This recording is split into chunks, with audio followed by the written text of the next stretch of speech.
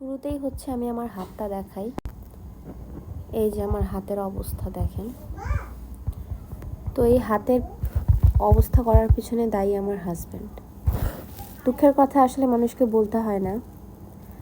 বিয়ের পর থেকে মানে সবাই ভাবে আমি একা থাকি আমার হাজব্যান্ডকে নিয়ে, আমার বাচ্চা দুটোকে নিয়ে। তো সবাই ভাবে আসলে আমি অনেক হ্যাপি, হ্যাঁ, যে শ্বশুর নাই, শাশুড়ি নাই, তারপর যা ননাস ননদ কেউ থাকে না, জাস্ট আমি আমার হাজব্যান্ড আর দুইটা বাচ্চা।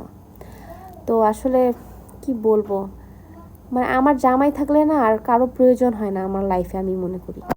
বিয়ের পর থেকে ও কখনো আমার সুনাম বা প্রশংসা কখনোই করে না। যত পারে আমি মানে উঠলেও দোষ, হাঁটলেও দোষ, বসলেও দোষ, সব কিছুতে না একটার পর একটা মানে দোষ বের করবেই। তো কালকে কি হয়েছে, ও হচ্ছে অফিস থেকে আসছে রাত 11:30 কি মানে 10 মিনিট 12টার মধ্যে। তো এসে আমি হচ্ছে কিচেনে রান্না করছি, তো ওর ফেভারিট একটা তরকারি রান্না করছিলাম। তো হুট করে ও এসে বলতেছে যে আসলে আমি অনেক লাকি, তোমার মতো একটা বউ বিয়ে করছি, কখনো বলি না, বাট সত্যি আমি নিজেকে অনেক লাকি ফিল করি তোমার মতো ওয়াইফ পেয়ে। তো ভাই, যেই হাজব্যান্ড কখনো আমার সুনাম করে না, কিন্তু হুট করে এত সুন্দর প্রশংসা, আর তারপর এত রাত জেগে আমি ওর জন্য রান্না বান্না করছি, সংসারের কাজ করছি, তারপর দুইটা বাচ্চা আছে আমার, যেহেতু বুঝেন কত পেইন নিয়ে সংসার সামলাই। তো যাক, এখন এই বেড়া তো এতদিন আমার নামে কোনো সুনাম প্রশংসা কিছু নেই। হুট করে যখন একটা মানুষ আপনার নামে ভালো বলবে, দেখবেন অটোমেটিক্যালি না ভালো লাগবে। আর সেই জায়গায় তো ও আমার জামাই, তাই না? জামাইয়ের মুখ দিয়ে বউয়ের সুনাম, মানে একটা বউ রিলেট করতে পারবে, মানে কতটা হ্যাপিনেস কাজ করে জামাইয়ের মুখে সুনাম শুনলে।